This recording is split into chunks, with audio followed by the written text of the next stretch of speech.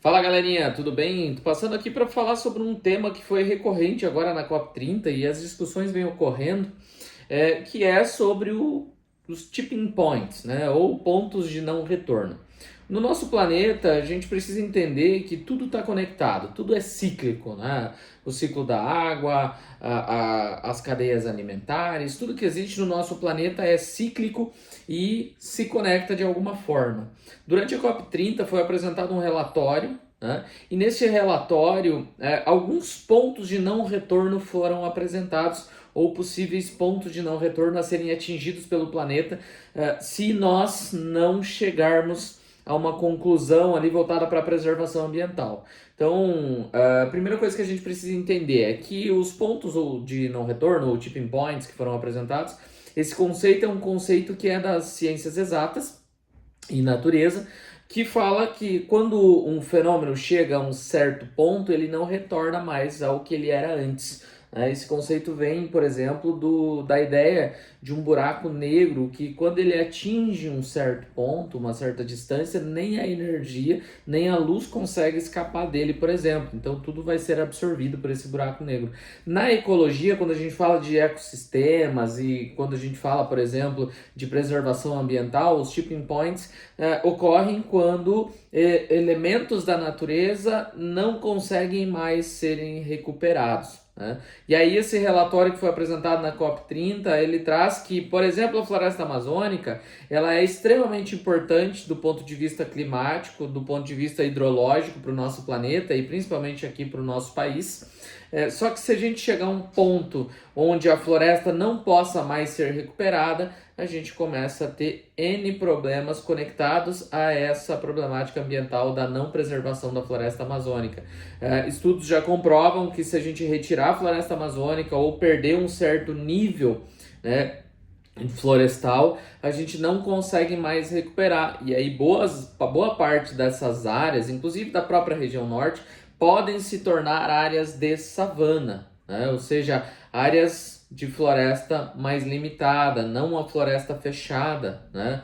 Para quem sabe o que é uma savana, são árvores esparsas, arbustos, e essa vegetação ela é menos impactante do ponto de vista do ciclo hidrológico e da própria manutenção, né, do clima, porque a floresta absorve milhões e milhões de toneladas de CO2 por ano, ela libera bilhões de litros de água aí anualmente, né? Então ela é extremamente importante, como eu mencionei no vídeo anterior. Um outro ponto importante a ser mencionado nesse relatório são os corais, principalmente na Oceania, né? Esses corais, eles estão morrendo e chegando a um ponto de não retorno, e aí você tem N espécies que vivem nessas áreas, né? E aí você está afetando diretamente esses ecossistemas. Comprovadamente, o aquecimento dos oceanos está acontecendo, e se a gente tiver aí 2 graus e meio a mais de temperatura nas águas oceânicas, a gente vai chegar a um ponto de não retorno nesses corais da Oceania. Um outro ponto de não retorno a ser mencionado são as correntes marítimas, né, que estão sofrendo com esse aumento da temperatura dos oceanos. Essas correntes marítimas, muitas são muito importantes por levar umidade, né, para determinadas áreas, até mesmo carregar nutrientes que vão movimentar e alimentar ecossistemas. A corrente do Atlântico é uma delas que vem sofrendo com isso.